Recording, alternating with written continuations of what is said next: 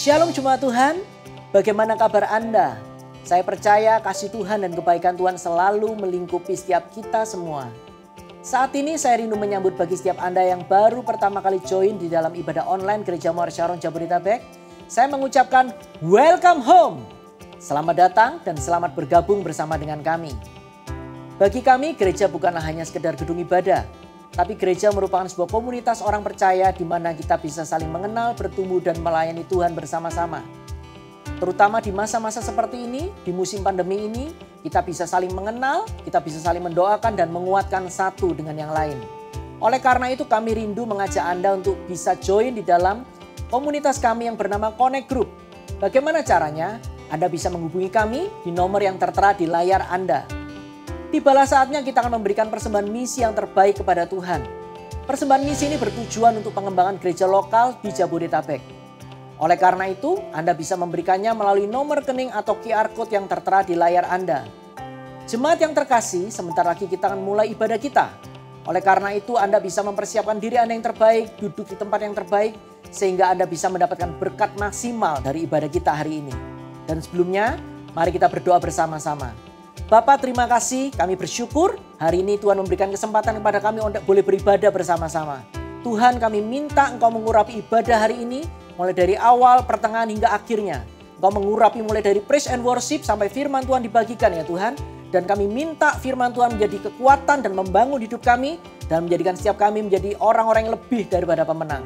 Terima kasih Tuhan, dan dengan hati yang penuh dengan antusias, kami bawa ibadah kami hari ini di hadapan-Mu. Di dalam nama Tuhan Yesus kami berdoa. Haleluya. Amin.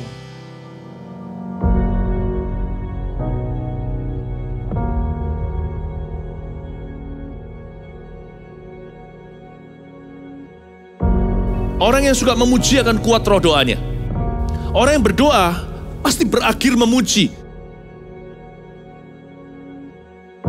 Karena Allah bertata di atas pujian. Siapa memuji, Allah mengatasi hidupnya.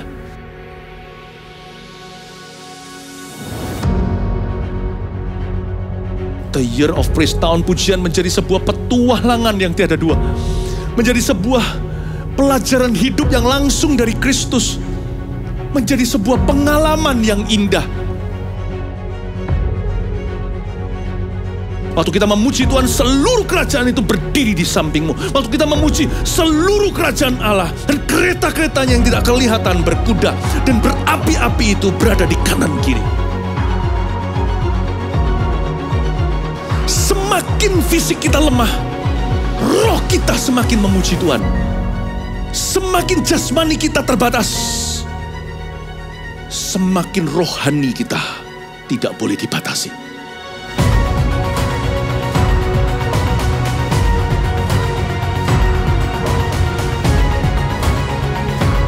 Welcome to the Year of Praise and Provision. Mari kita mengizinkan Tuhan merajut rancangan yang belum pernah kita bayangkan.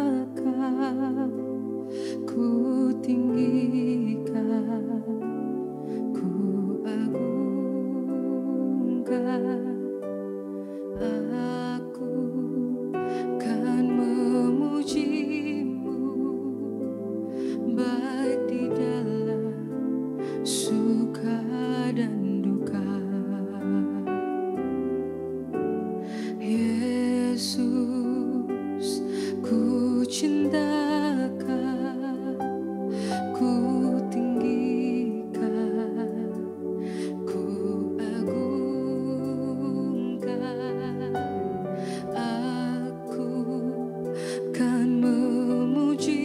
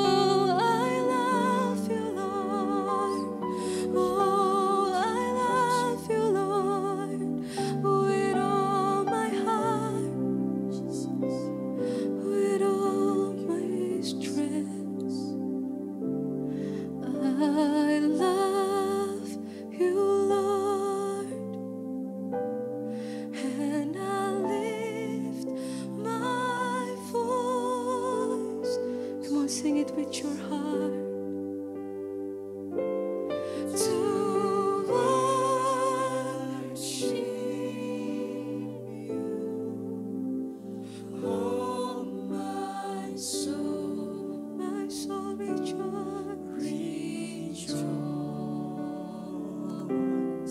Take joy, my King, in what you hear.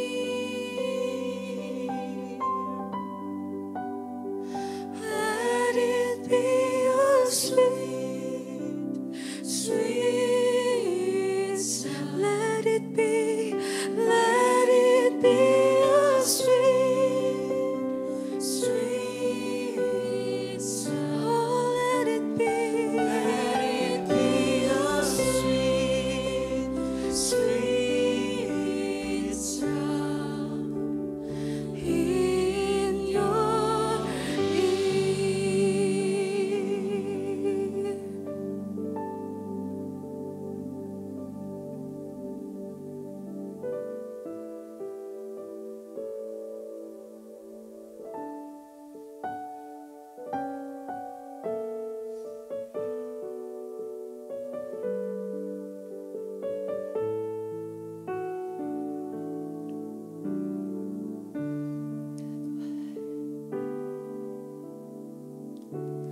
Tiada seperti Kau yang telah menjamah segenap hatiku. Tak seorang pun di dalam hidup ini seperti Kau, Tuhan.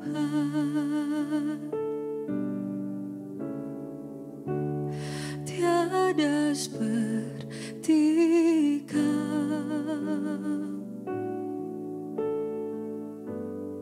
yang telah menjamah segenap hatiku. Tak seorang pun di dalam hidup ini seperti Kau, Tuhan.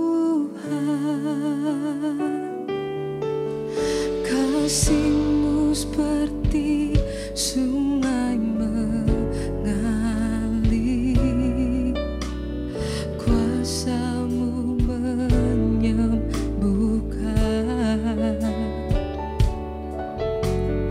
Air mataku Engkau hapuskan. Tiada seperti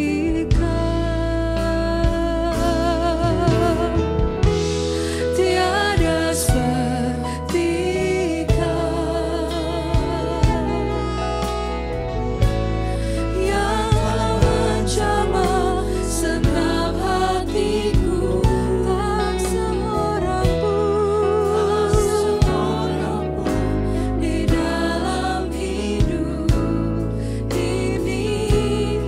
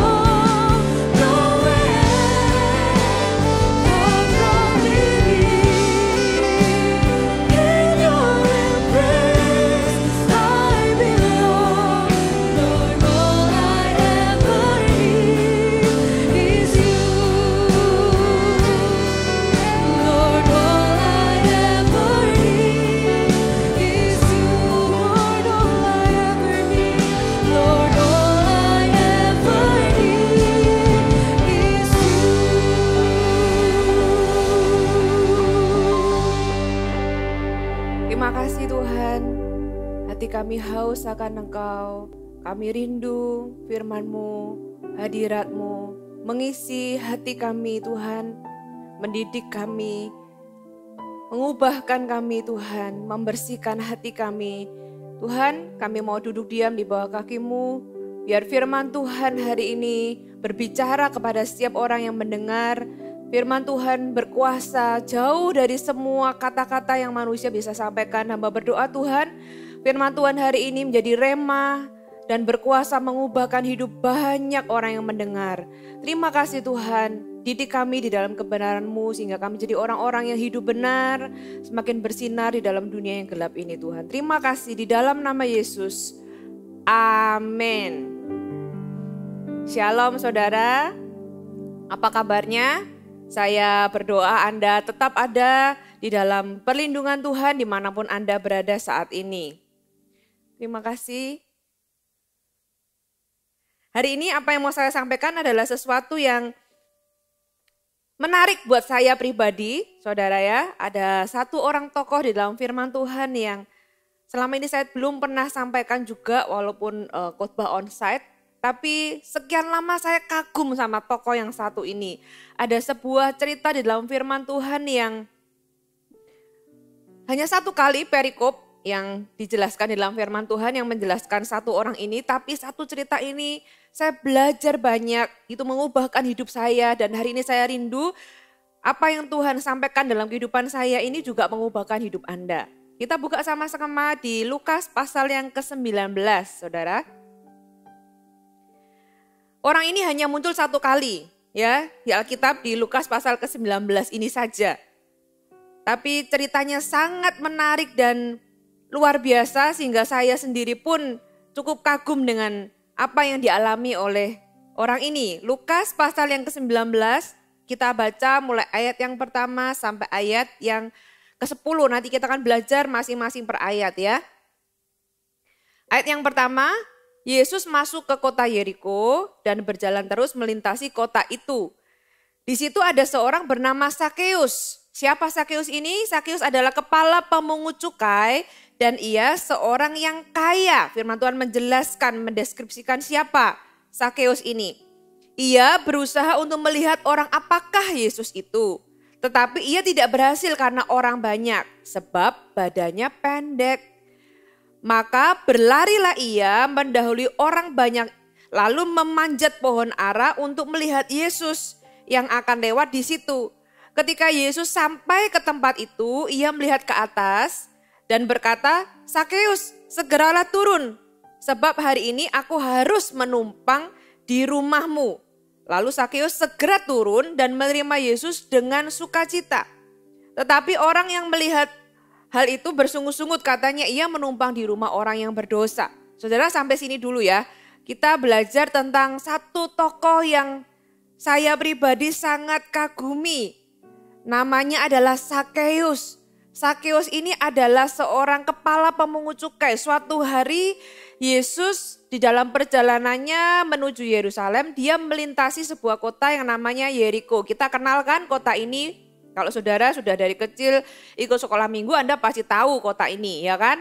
Kota ini dulu waktu zaman perjanjian lama, waktu Israel masuk ke tanah perjanjian melewati kota ini punya tembok yang besar, yaitu tembok Yeriko, dikelilingi selama berapa kali saudara? 1 sampai 6 hari dikelilingi 1 kali, tapi hari yang ke-7 dikelilingi 7 kali. Kira-kira berapa ya? 6 tambah 7 ya kan, dikelilingi selama 13 kali dan tembok ini runtuh seketika gitu ya, dan meninggalkan satu rumah yaitu rumah Rahab yang kita tahu ceritanya. Selain itu Yeriko ini juga punya banyak cerita yang lain. Sebenarnya Yeriko ini di zaman Yesus yang pada waktu Sakeus ini ada adalah kota yang cukup makmur dan kota yang cukup besar karena di situ ada banyak perdagangan. Dan orang Roma itu biasa memproduksi dan memperdagangkan kurma dan balsam untuk diekspor ke seluruh dunia. Ya, Yeriko ini adalah sebuah kota terletak di sebelah timur Yerusalem dekat Sungai Yordan. Dan saudara, di tempat ini juga Yesus pernah juga memberikan perumpamaan orang yang sedang berjalan ke arah Yeriko kemudian dirampok, ada cerita tentang orang Samaria juga dijelaskan di di daerah Yeriko. Kemudian ada orang buta yang disembuhkan Yesus juga di daerah Yeriko. Dan kali ini Yesus bertemu dengan seseorang yang bukan orang biasa gitu ya. Maksudnya karena orang ini dijelaskan dia bukanlah sekedar pemungut cukai, tapi dia ini kepala pemungut cukai. Jadi firman Tuhan itu menjelaskan bahwa dia punya posisi yang cukup tinggi. Mungkin kalau zaman sekarang apa ya? Mungkin kepala dirjen pajak atau kalau di dalam sebuah perusahaan itu CEO gitu ya, punya posisi yang cukup tinggi dan tidak cuma punya posisi yang cukup tinggi, dikatakan di sini dia adalah seorang yang kaya. Ya, seorang yang kaya. Pada waktu itu orang Israel pada zaman Yesus itu enggak suka dengan yang namanya pemungut cukai. Ya, orang pajak, orang Israel enggak suka. Kenapa? Karena orang pemungut cukai ini bekerja kepada Roma. Ya, di mana Roma pada waktu itu menjajah orang Israel. Sehingga orang Yahudi yang jadi pemungut cukai dianggap sebagai orang yang pengkhianat bagi bangsanya sendiri. Makanya orang Yahudi itu enggak suka sama pemungut cukai. Nah, orang-orang yang berada dalam kelompok pemungut cukai ini ya adalah orang-orang yang punya kekuatan untuk menarik uang lebih dari yang seharusnya. Saudara, di Lukas pasal yang ketiga, ayat yang ke-13 pada waktu Yohanes Pembaptis membagikan Injil gitu ya, menantang orang-orang bertobat. Yohanes Pembaptis didatangi oleh orang-orang yang mau bertobat. Dikatakan di sini ayat 12, Lukas pasal yang ketiga ayat 12, ada juga datang pemungut-pemungut cukai untuk dibaptis. Dan mereka bertanya kepadanya, "Guru, apakah yang harus kami perbuat?" Nah, Yohanes jawab, "Jangan menagih lebih banyak dari yang telah ditentukan bagimu." Jadi pada waktu itu pemungut cukai ini dikenal sebagai orang yang suka menagih atau tanda kutip itu memalak orang untuk menarik lebih banyak dari yang ditentukan. Nah, orang Romawi itu nggak peduli kalau pemungut cukai ini menarik lebih banyak. Yang penting setoran minimalnya mereka terima. Jadi selisihnya itu mereka mau makan sendiri, mereka mau korupsi, mereka apa, orang Romawi nggak peduli. Nah, orang-orang pemungut cukai ini karena dengan sistem demikian mereka menggunakan sistem itu untuk memperkaya diri sendiri. Makanya orang Yahudi, orang Israel itu tidak suka dengan pemungut cukai, saudara ya. Nah, demikian juga dengan Sakeus. Saya bisa membayangkan ini bukan sekedar pemungut cukai, tapi kepalanya orang-orang yang orang-orang pemungut cukai ini bertanggung jawab kepada si Sakeus ini, kepala pemungut cukai. Jadi sebenarnya dialah yang tanda kutip mengizinkan orang-orang itu menarik pajak lebih dari yang seharusnya. Nah, jadi pemungut cukai di sini adalah orang yang tidak disukai. Nah, saudara, Sakeus berusaha untuk melihat orang apakah Yesus itu ada di ayat yang ketiga. Sakeus ini dia tahu dia nggak disukai, tapi dia ini waktu itu Yesus sangat happening sekali, saudara ya. Dia jadi pengen tahu. Dan kalau di dalam bahasa Indonesia ditulis berusaha untuk melihat. Kalau dalam bahasa aslinya ini menggunakan past tense atau dia itu sebenarnya sudah sekian lama mencari tahu tentang siapa Yesus. Makanya dia tahu bahwa Yesus akan lewat di situ. Makanya dia tahu jadwal Yesus. Kenapa? Karena sudah di stalking gitu ya, sudah dicari tahu. Ini Yesus orangnya kayak apa sih? Jadwalnya seperti apa sih? Gitu ya. Dia pengen tahu, makanya dia tahu Yesus akan lewat ke situ. Nah, karena dia tahu Yesus akan lewat ke situ, dia berusaha untuk melihat Yesus dengan lebih dekat, bukan cuma dari kata orang gitu ya, dari apa yang dia cari tahu, tapi dia pengen lihat langsung. Yesus ini kayak apa ya? Tapi dikatakan tetapi ia tidak berhasil karena orang banyak, sebab badannya pendek. Nah, saudara, Sakeus ini walaupun dia punya posisi yang tinggi dan juga kaya raya, dia punya keterbatasan fisik. Firman Tuhan jelas katakan dia ini orangnya pendek. Ya, yang pasti lebih pendek daripada orang rata-rata. Dan dia punya keterbatasan, tapi dia ini mau melihat Yesus. Gak bisa kelihatan karena ketutupan orang banyak. Nah, saudara, bagaimana dengan Anda? Anda dan saya ini juga pasti punya keterbatasan. Ya, di satu sisi kita punya kelebihan. Ya, kita tapi juga punya keterbatasan. Nah, kalau Anda punya keterbatasan, apa yang Anda lakukan? Apakah kita ini ketika kita mau mencari Yesus seperti Sakeus, kita mencari Yesus, mau tahu siapa Yesus, ingin mengenal Yesus lebih lagi, kita mungkin punya keterbatasan. Ada orang-orang yang keterbatasnya adalah waktu, ya. Orang-orang yang karena situasi pekerjaan misalnya ya, kita begitu sibuk, kita tidak dapat meluangkan waktu untuk berdoa, bahkan untuk baca firman. Kita punya keterbatasan waktu, atau mungkin seorang istri, seorang mama yang sibuk melayani, belum lagi kalau anaknya lebih dari satu gitu ya, sekolah online tiga-tiganya harus ngajarin, belum pekerjaan rumah tangga, belum melayani suami, belum kalau punya pekerjaan yang dia harus kerjakan sendiri. Saudara mungkin punya keterbatasan waktu sehingga nggak bisa cari Yesus lebih lagi. Atau Anda adalah aktivis gereja yang sibuk dengan urusan gereja sehingga bahkan tidak punya waktu untuk saat teduh pribadi. Atau Anda terhalang ketemu Yesus karena orang lain, sama seperti Sakeus tadi ini. Terhalang karena orang banyak. Nah, apa itu orang banyak? Kita mungkin takut ditertawakan oleh orang. Ah, kamu ya sok fanatik kamu gitu ya.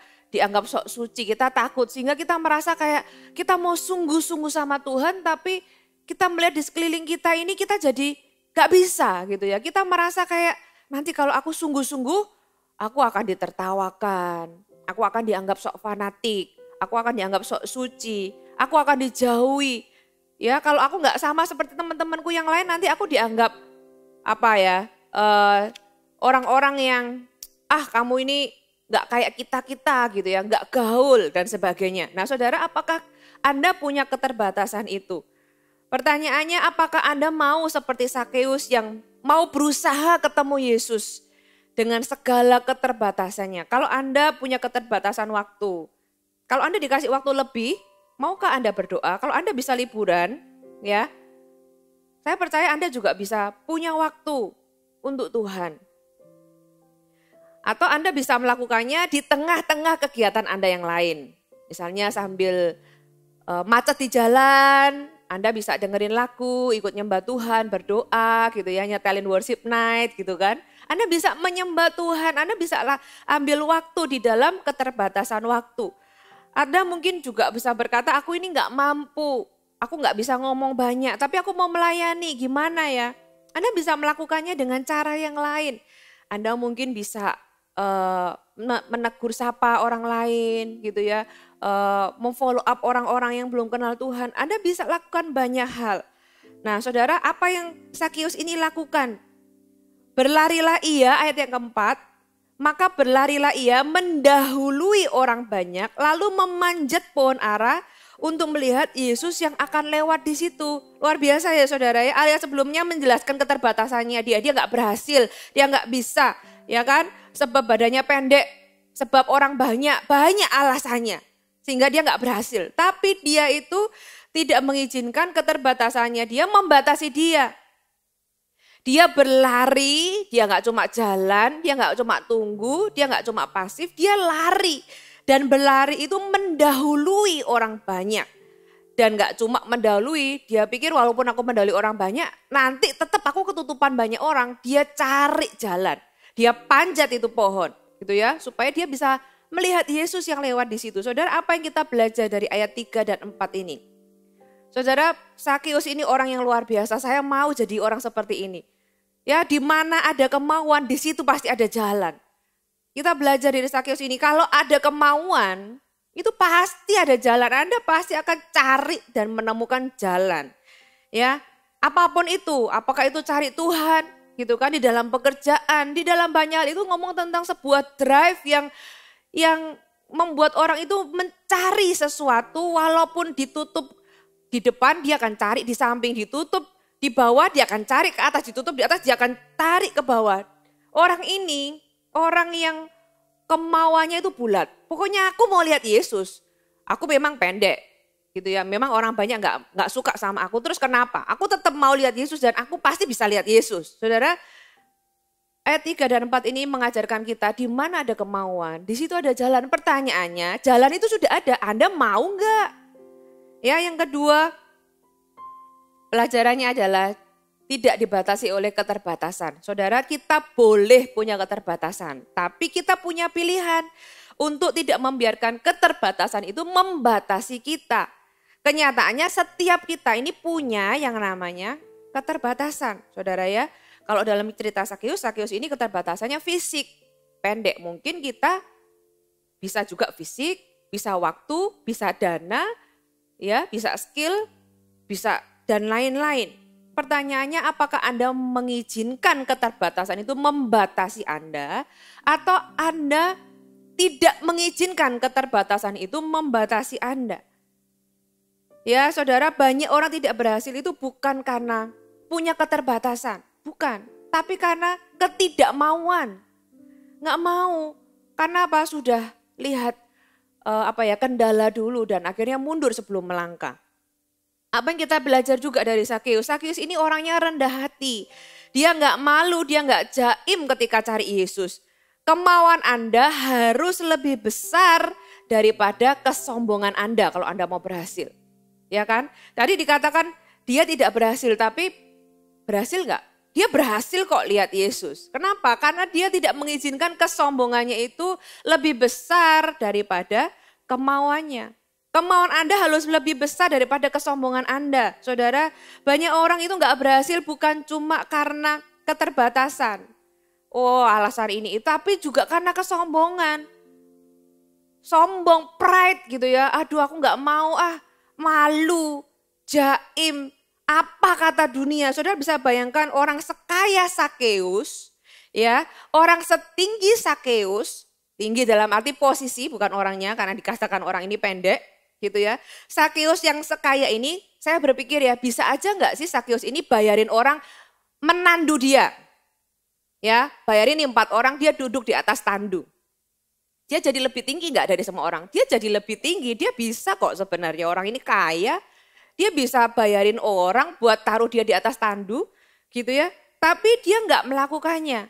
Orang setinggi dan sekaya Sakeus panjat pohon, apa kata dunia? Kalau sekarang pasti sudah di videoin itu, sudah viral itu gitu ya. Saudara, tapi Sakeus ini dia meninggalkan posisinya yang cukup tinggi, dia meninggalkan kesombongannya, dia prioritaskan pokoknya aku mau lihat Yesus. Dia panjat pohon, dia gak pedulilah orang ngomong apa, toh dia juga sudah gak disukai banyak orang gitu ya. Dia tetap panjat pohon untuk ketemu Yesus. Saudara, kalau tentang cari Yesus, belajar dari Sakeus. Orang ini punya kemauan yang besar, orang ini punya iman yang besar. Ya, menaruh segala sesuatu di dalam dirinya itu di bawah kerinduannya mencari Tuhan. Kerinduannya lebih besar dari segala sesuatu. Saya jadi ingat cerita tentang Raja Daud yang menari-nari waktu Raja Daud ini membawa tabut perjanjian masuk ke dalam kota Daud. Sehingga Daud ini sampai diejek sama istrinya sendiri. Tapi karena itulah Tuhan itu berkenan. Dia nggak malu, dia tinggalkan jabatannya sebagai seorang raja. Dan dia menari all out untuk Tuhan. Saudara, Sakeus ini juga melakukan hal yang sama. Orang ini sudah lepaskan semua posisinya, dia cari Tuhan pokoknya. Aku mau ketemu Yesus, apapun yang terjadi, aku punya keterbatasan, gak masalah, aku bisa cari jalan yang lain. Saudara, belajar dari Sakeus. Orang ini luar biasa. Sakeus ini juga, saya percaya gak tiba-tiba jadi punya posisi di atas gitu ya. Dia pasti meningkat dalam jenjang karir ya. Dia pasti juga punya masa kecil dan sebagainya. Dengan postur yang pendek ini saya percaya ada masa-masa di mana mungkin dia tuh diejek, dibully, dihina, dikata-katai gitu kan. Saudara, ada orang-orang yang masa kecilnya itu kalau mengalami masa-masa dia itu direndahkan. Entah oleh orang tuanya, oleh temannya, bahkan mungkin kadang oleh orang yang tidak dikenal sekalipun. Kata-kata itu bisa dia bawa sampai besar loh saudara. Kalau orang itu gak ketemu dengan Yesus, dia akan selamanya hidup di dalam rendah diri. Saudara, Sakeus ini mungkin memang tidak dijelaskan di Alkitab, tapi saya membayangkan mungkin waktu kecil dia mengalami masa-masa dia direndahkan. Dan orang-orang yang punya rendah diri, manifestasinya bisa macam-macam. Ya, dari yang minder sampai gak berani lakukan apapun. Kenapa? Karena takut gagal. Belum melangkah udah takut, kayaknya gak bisa deh. Apapun sebagus apapun peluangnya, itu bukan masalah peluang, bukan masalah, tapi karena rendah diri dia merasa kayak, aduh gak mungkin bisa, ini pasti gagal. Didorong-dorong akhirnya dia mencoba dan gagal. Kenapa? Bukan karena peluangnya yang buruk, tapi karena dia melihat dirinya ini memang adalah orang yang gagal, orang yang rendah, orang yang gak bisa, orang yang gak mampu. Dan itu akan jadi siklus, semakin dia gagal, semakin dia takut untuk melangkah, semakin dia minder dan saudara bisa bayangkan ini lubang yang akan tambah dalam. Sebaliknya ada orang yang manifestasinya bukan itu, ada orang yang sampai besar, bahkan sampai tua, selalu berusaha untuk membuktikan diri. Bahkan tidak sedikit loh ya orang-orang yang seperti ini dan tidak jarang yang sukses dan mengalami banyak pencapaian yang luar biasa.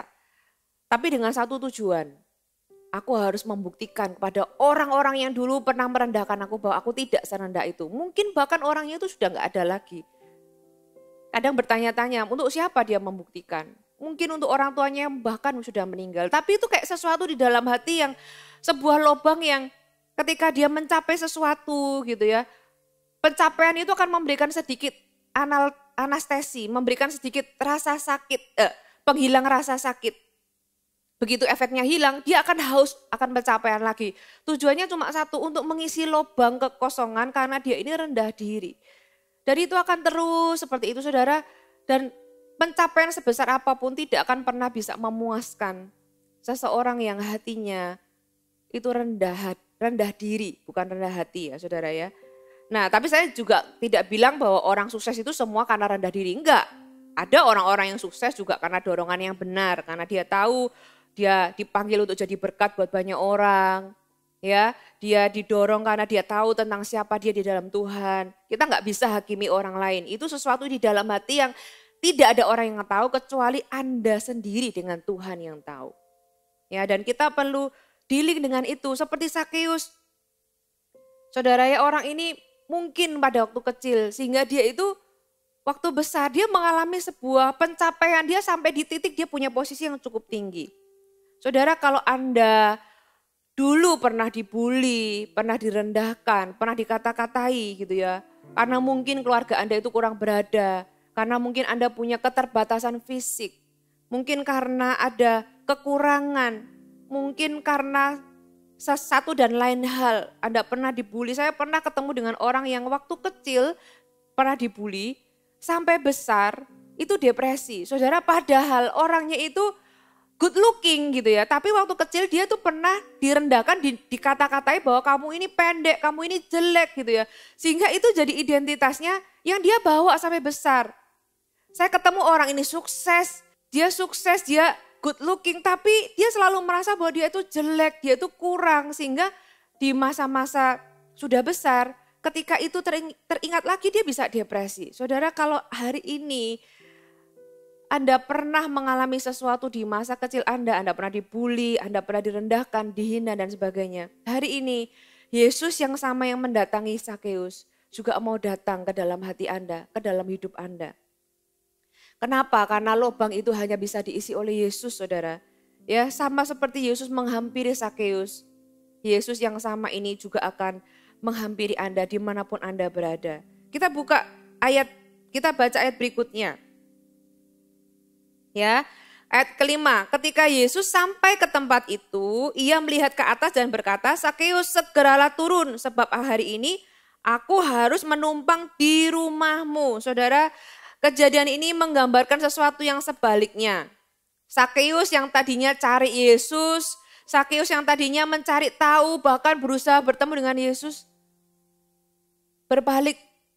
Sebenarnya Yesuslah yang cari dia. Tahu nggak kenapa Yesus lewat Yeriko? Ya mau ketemu sama Sakeus ini. Sakeus yang cari Yesus tapi ternyata Yesus yang cari dia. Sama seperti Anda kan. Anda berusaha cari Yesus. Tapi Anda maunya jauh-jauh kan Anda merasa berdosa. Tapi Yesus yang cari Anda. Yesus yang datang kepada Sakeus. Betapa senangnya Sakeus ya ketika Yesus datang dan mau mampir ke rumahnya. Bukankah itu sesuatu yang mengejutkan? Tuhan Yesus ternyata berkenan mampir ke rumahku. Bayangkan orang-orang aja menjauhiku. Orang-orang aja gak mau berteman denganku. Tapi ini orang yang aku kagumi, orang yang hari ini dikagumi banyak orang.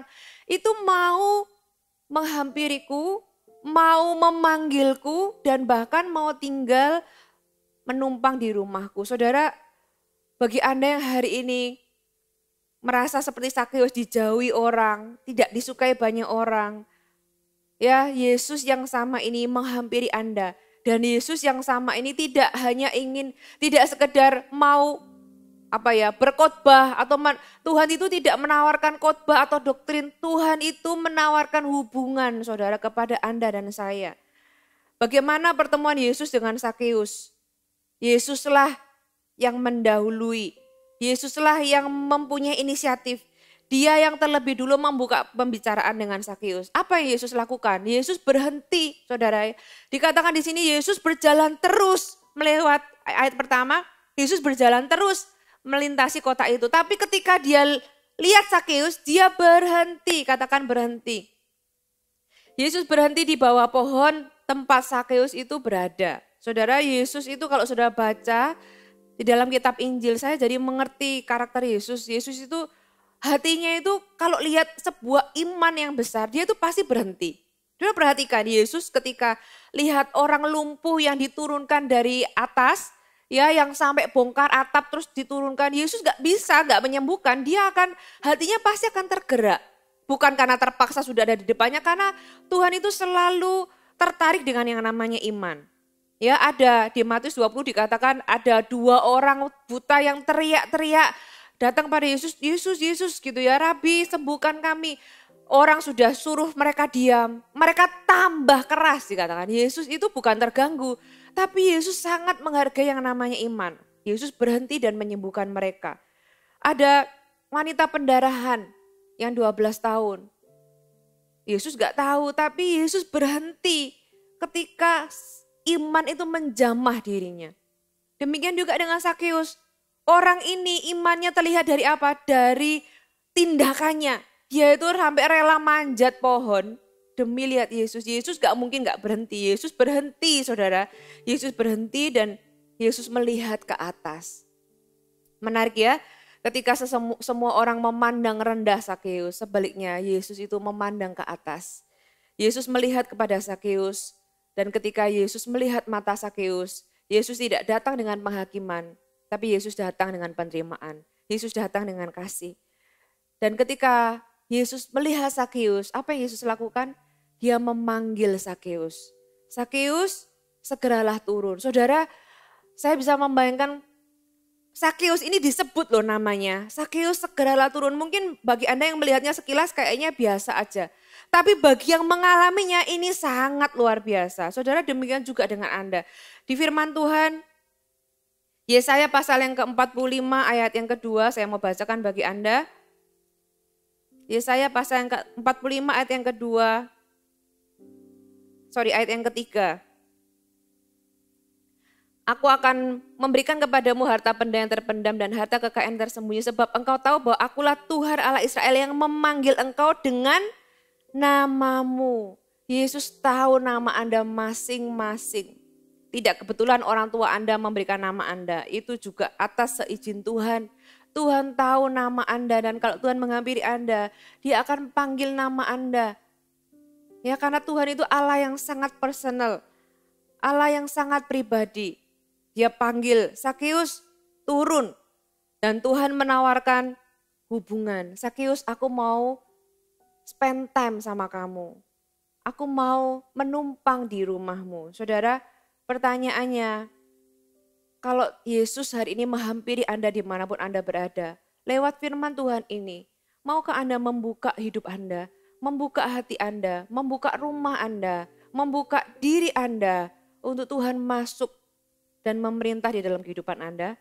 Ya, ayat yang ke-6, kita tahu respon Sakeus, lalu Sakeus segera turun dan menerima Yesus dengan sukacita. Wow, what a dream come true. Gitu ya, it's just too good to be true. Saudara bisa bayangkan kalau Anda punya idola, superstar yang Anda pengen ketemu. Saudara biasanya cuma lihat di YouTube, tiba-tiba ini pura-puranya gak ada pandemi ya. Terus ada konser gitu kan, Anda bayar tiket mahal-mahal supaya bisa lihat orangnya langsung. Gitu ya, Anda nggak kepikiran lah bakalan ngobrol sama orang itu, Anda lihat mukanya dari jauh aja sudah happy gitu kan. Anda berpikir, wah dari lihat TV pengen lihat langsung gitu kan. apa yang Anda alami, Anda rasakan, kalau orang yang Anda kagumi itu mendatangi Anda, menghampiri Anda, mengajak ngobrol Anda, dan bahkan mau spend time sama Anda. Anda datang ke situ gak kepikiran kan mau bercakap-cakap, bahkan gak kepikiran untuk orang itu mau mendatangi Anda. Sakeus juga sama. Sakeus naik ke atas pohon, dia gak berencana untuk bercakap-cakap dengan Yesus. Saya berpikir dia ini kan kepala pemungut cukai kan. Secara posisi dia sudah cukup tinggi. Bisa nggak dia pakai koneksinya untuk ketemu Yesus? Bisa banget. Dia bisa nggak cari orang untuk menghubungkan supaya dia ketemu Yesus face to face, minta dilayani? Bisa nggak? Bisa banget. Tapi kenapa kok Sakeus ini bukan pakai koneksinya atau tidak pakai otoritasnya gitu ya. Dia malah naik ke atas pohon. Dia cuma kepengen lihat Yesus dari jauh aja, saudara. Kenapa? Karena orang ini merasa punya perasaan malu, merasa tidak layak, merasa minder. Kalau sudah baca pemungut cukai ini, kalaupun mereka datang ke bait Allah, ya kalaupun karena mereka itu kayak mau keluar ketemu orang aja takut gitu ya, karena dijauhi orang, tidak disukai orang. Kalaupun datang ke bait Allah, dikatakan mereka duduk paling belakang dan kayak memukul diri, Tuhan aku ini orang berdosa, orang berdosa, orang berdosa. Nah, demikian juga dengan Sakeus. Dia merasa berdosa, dia pikir, sudahlah aku lihat Yesus dari jauh aja sudah puas. Aku sudah lihat Yesus dari atas pohon aja sudah puas. Saudara, kalau hari ini ada orang-orang yang seperti Sakeus, Anda merasa Anda adalah orang yang berdosa. Anda merasa aku tidak cukup layak untuk mendekat kepada Yesus. Makanya aku ikut ke gereja tapi ya dari jauh aja.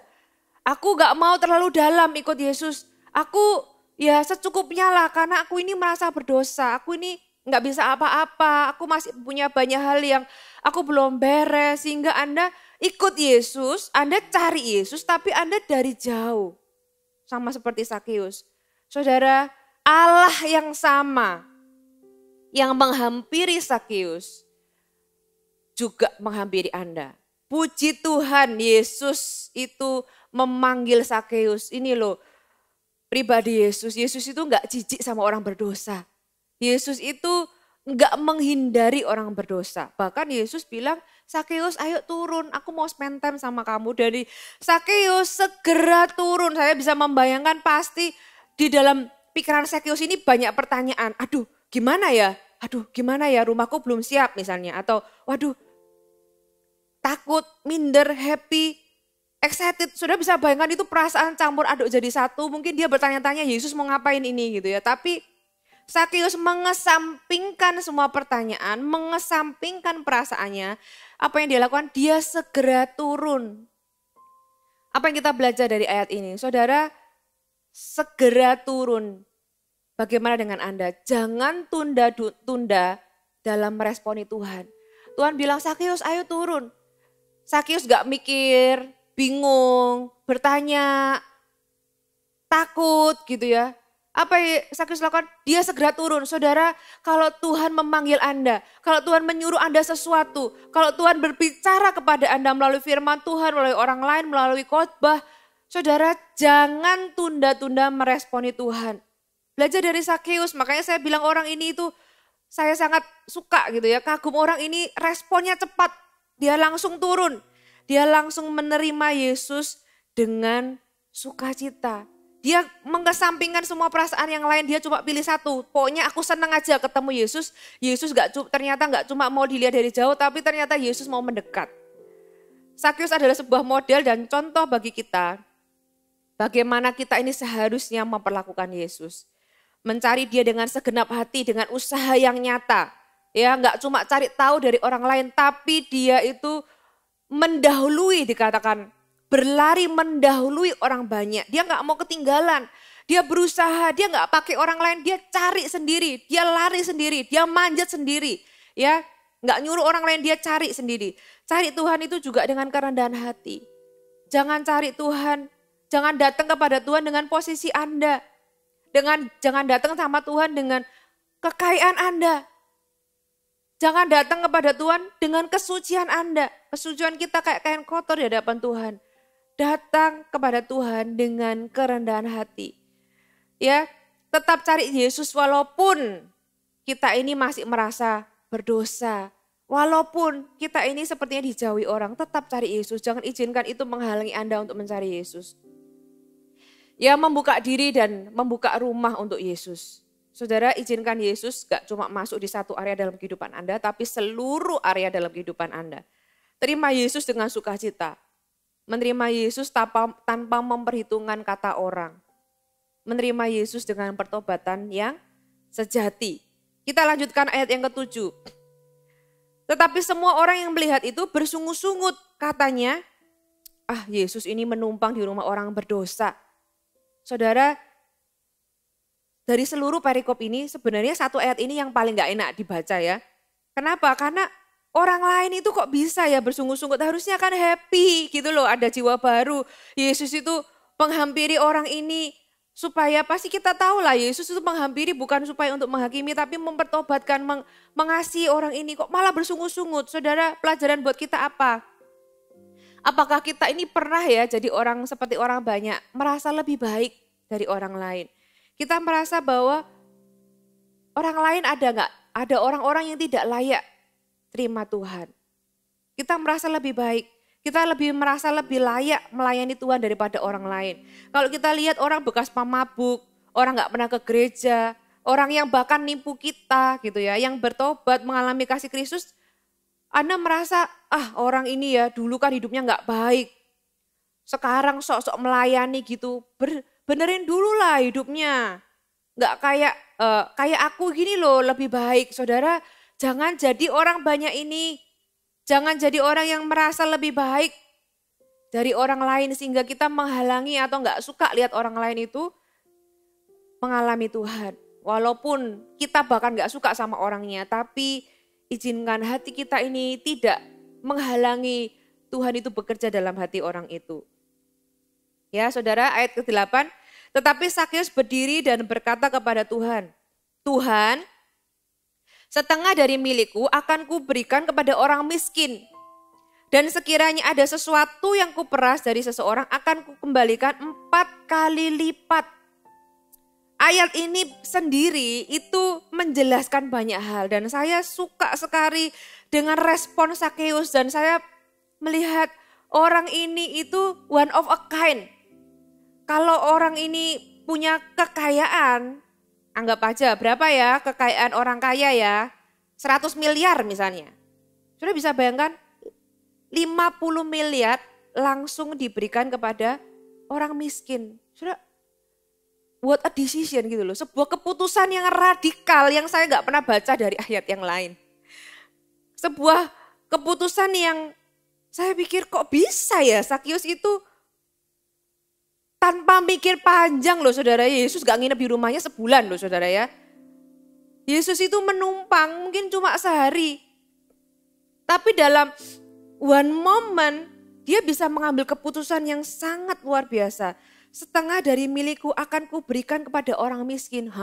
Ini orang kaya yang katanya gitu ya, yang menurut orang banyak pada waktu itu koruptor. Orang gak baik. Orang yang kaya karena memeras orang lain.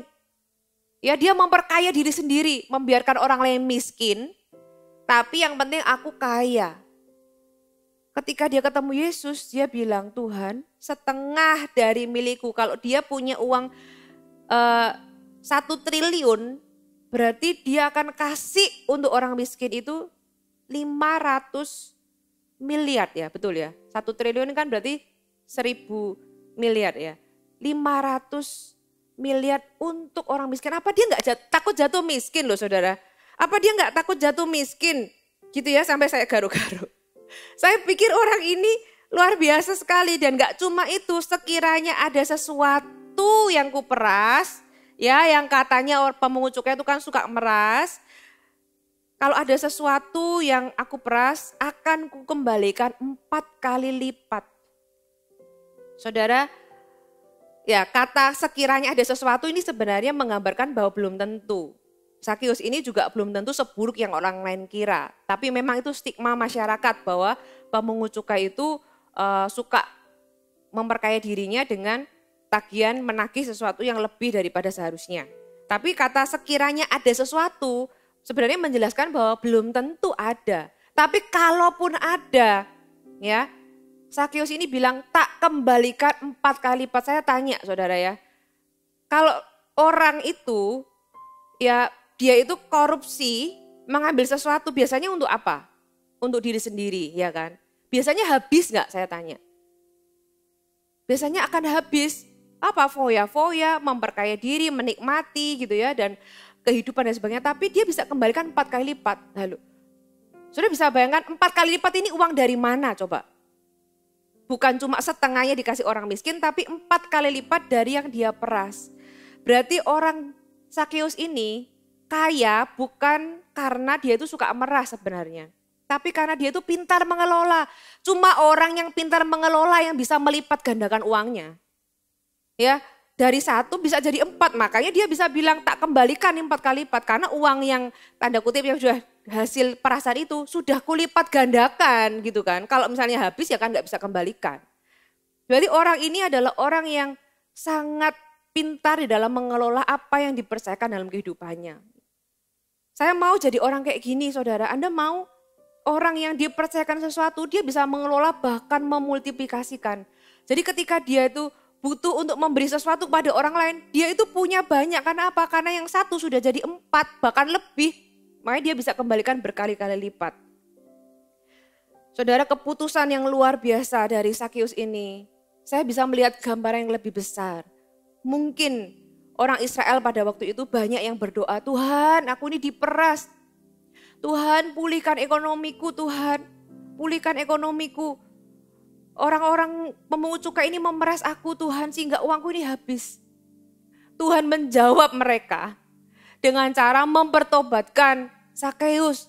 Jadi di balik pertobatannya Sakeus itu ada banyak sebenarnya di belakangnya itu orang-orang yang menurut saya ekonominya itu akan dipulihkan. Orang-orang miskin akan dibantu gitu ya. Orang-orang yang tadinya diperas akan dikembalikan tiba-tiba kayak mendadak ya kan. Diperas 100 juta jadi punya 400 juta, betul? Orang-orang yang diperas ini yang mungkin mereka teriak sama Tuhan. Tuhan itu, saudara bisa lihat bagaimana Tuhan menjawab doa orang-orang itu dengan cara yang ajaib.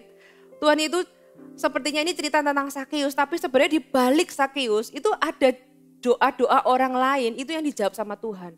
Orang-orang miskin yang mungkin selama ini mereka itu hidup sangat kekurangan. Ketika Tuhan mempertobat, Sakeus ini bertobat. Ada banyak orang akan dipulihkan. Betapa luar biasa ya Tuhan kita ini, Tuhan kita. Saya belajar Yesus ini pelayanan di dunia 3,5 tahun. Tapi pelayanannya itu sangat efektif.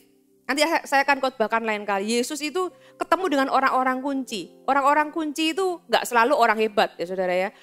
Perempuan Samaria ya yang suaminya 4, yang kelima bukan suaminya. Dia ketemu dengan perempuan ini 1 kota bertobat. Gara-gara 1 orang, efektif sekali ya. Orang gila di Gerasa, orangnya ini gila, kerasukan setan sampai gila. Ketika orang ini bertobat, seluruh kampung bertobat. Saudara ya, ada banyak cerita lain. Yesus itu pelayannya 3,5 tahun tapi sangat efektif. Ketika Yesus bertemu dengan Sakeus, Sakeus bertobat. Di balik pertobatan Sakeus ini ada banyak orang yang hidupnya dipulihkan. Dan ada banyak orang yang ekonominya dipulihkan. Saudara, luar biasa cerita ini, saya sendiri sangat diberkati. Nah, apa yang kita juga belajar dari cerita ini?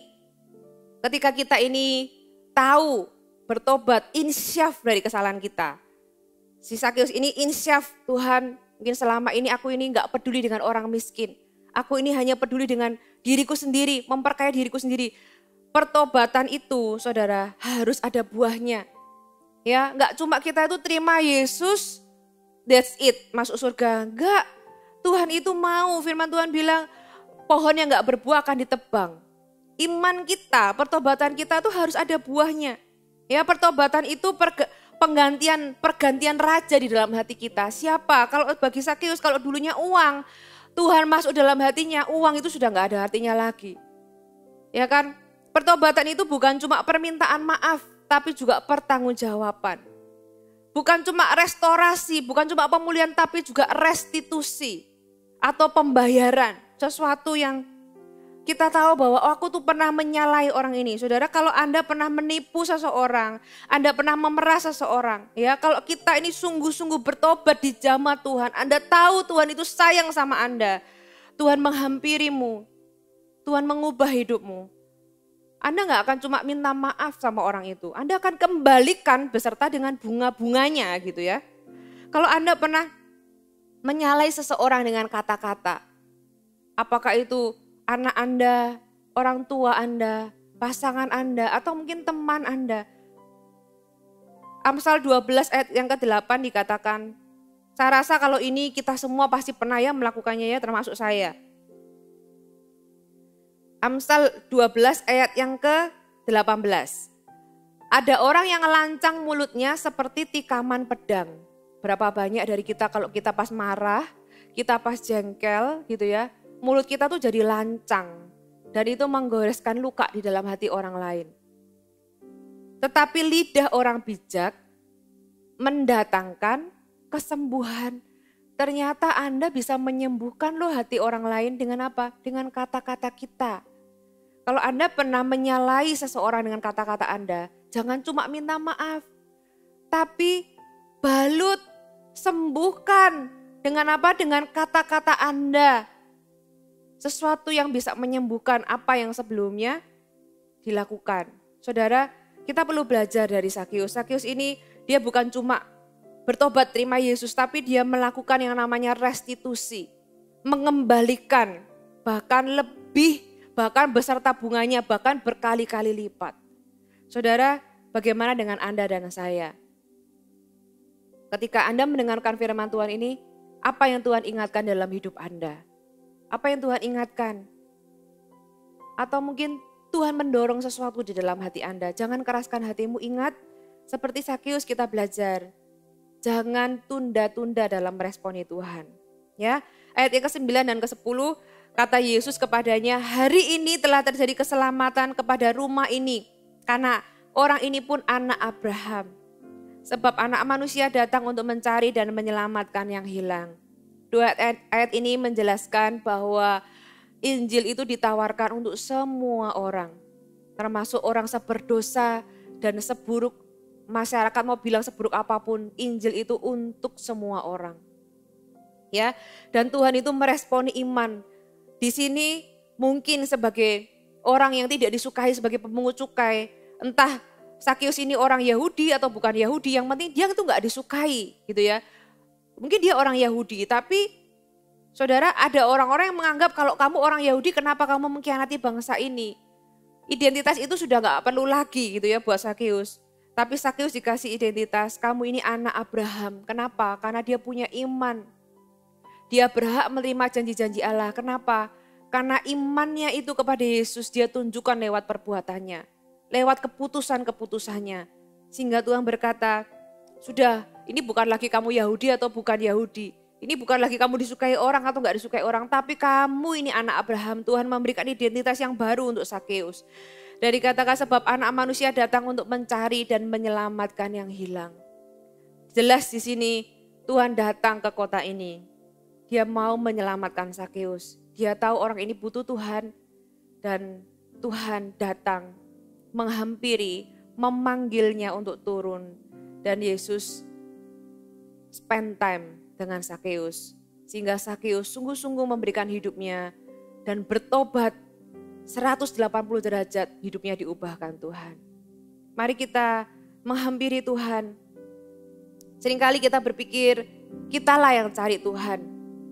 Seringkali kita berpikir, oh aku mau mengenal Yesus lebih lagi. Tahukah Anda bahwa seringkali sebaliknya saudara,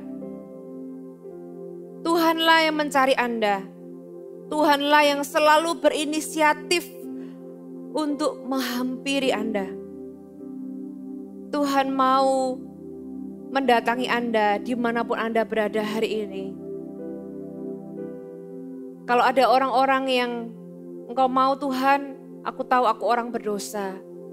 Tapi hari ini aku tahu engkau Tuhan yang mengasihi bahkan orang seburuk apapun.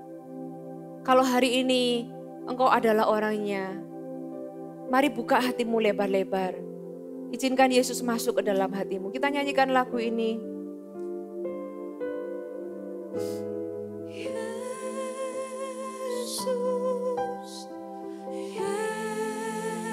Yesus, Kau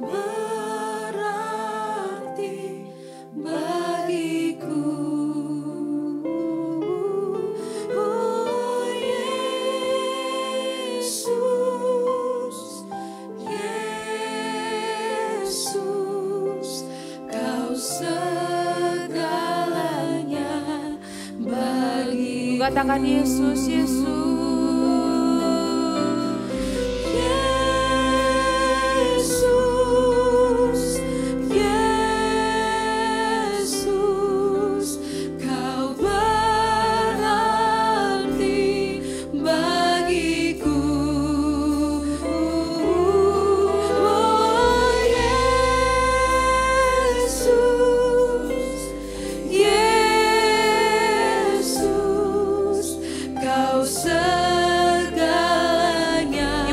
Engkau berada, angkat tanganmu dan katakan lagu ini dengan sungguh-sungguh. Katakan Yesus, Yesus.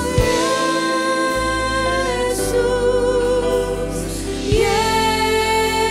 Yesus, Kau berarti bagiku lebih dari segala sesuatu yang lain di hidup kami, Tuhan.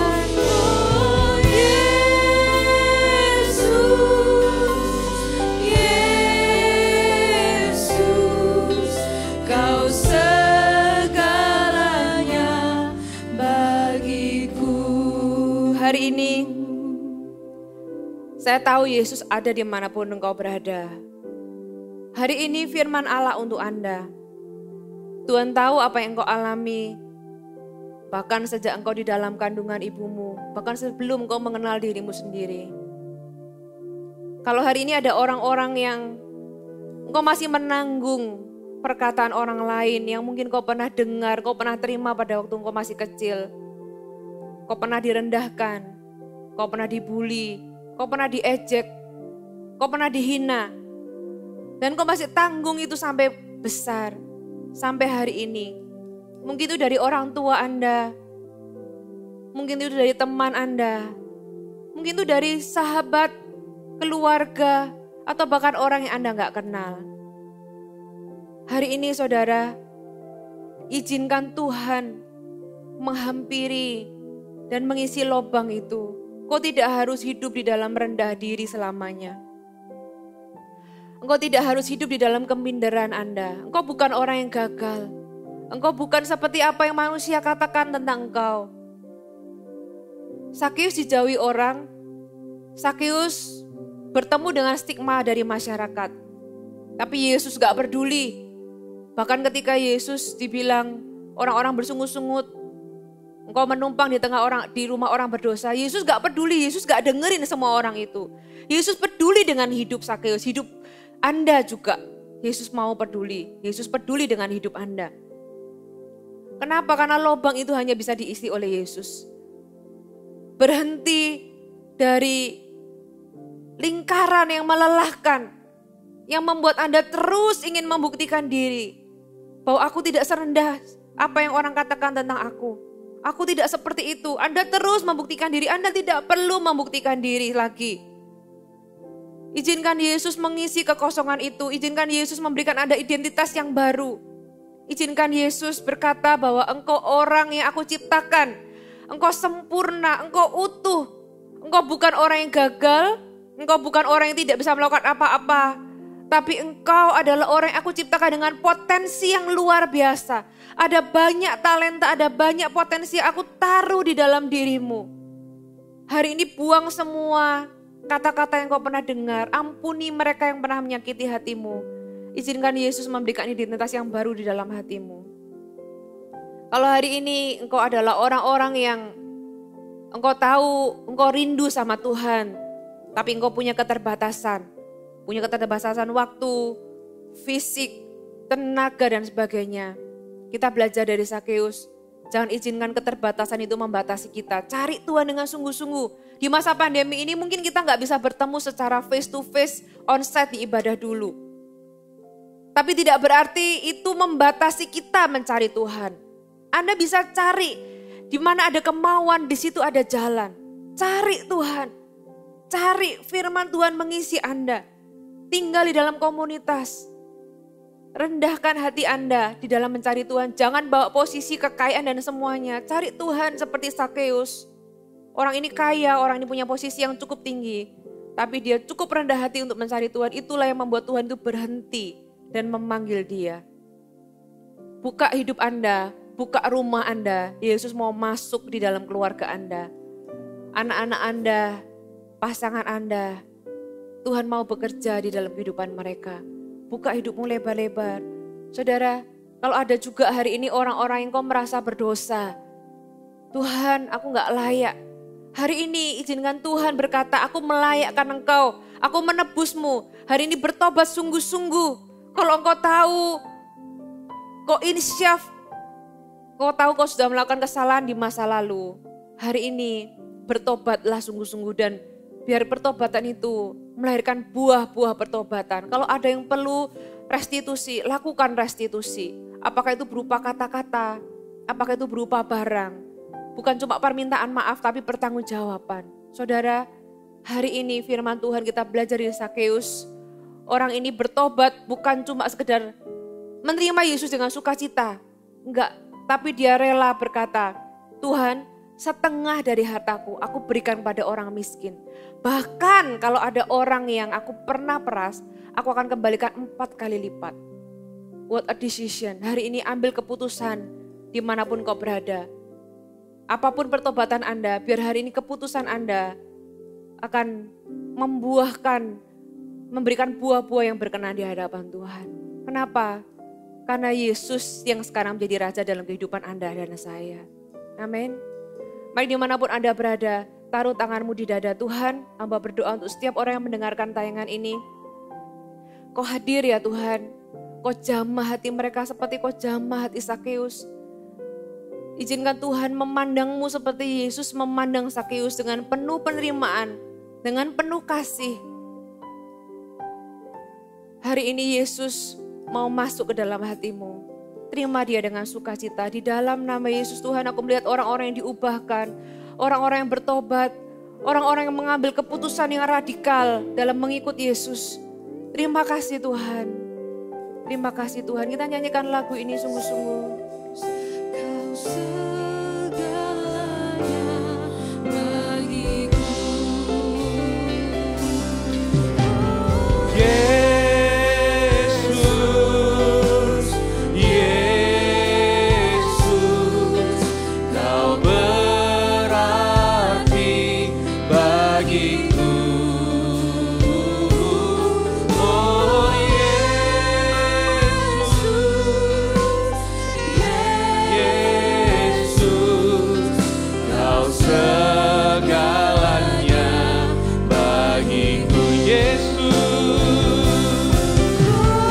Yesus, Yesus, Kau berarti bagiku. Oh Yesus, Yesus, Kau segalanya bagiku. Terima kasih buat firman-Mu. Tuhan, sekali lagi kami minta biar rema Allah, biar suara Allah berbicara ke atas hidup kami. Sekali lagi kami izinkan Kau mengarahkan hidup kami, mengubahkan hati kami.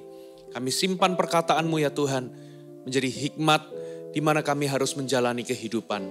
Ajar kami menghitung hari-hari supaya kami bijaksana di dalam menjalani kehidupan kami. Terima kasih buat firman-Mu. Terima kasih ya Tuhan. Mari saudara, seluruh jemaat Tuhan, mari angkat tanganmu, terimalah berkat yang terbaik daripada Allah Bapa. Terimalah juga kasih karunia daripada Yesus Kristus ke atas seluruh aspek kehidupanmu. Diberkatilah keluar dan masukmu, diberkatilah pekerjaanmu, diberinya ide-ide sorgawi, ide-ide yang baru, diberikannya kesempatan-kesempatan, opportunity yang baru, karena kasih karunia Allah menyertaimu. Diberkatilah pernikahanmu, hubungan-hubunganmu, dengan suami, dengan pasangan, dengan istri, dengan anak-anak, dengan orang tua. Dan juga terimalah berkat penyertaan dari Allah Roh Kudus.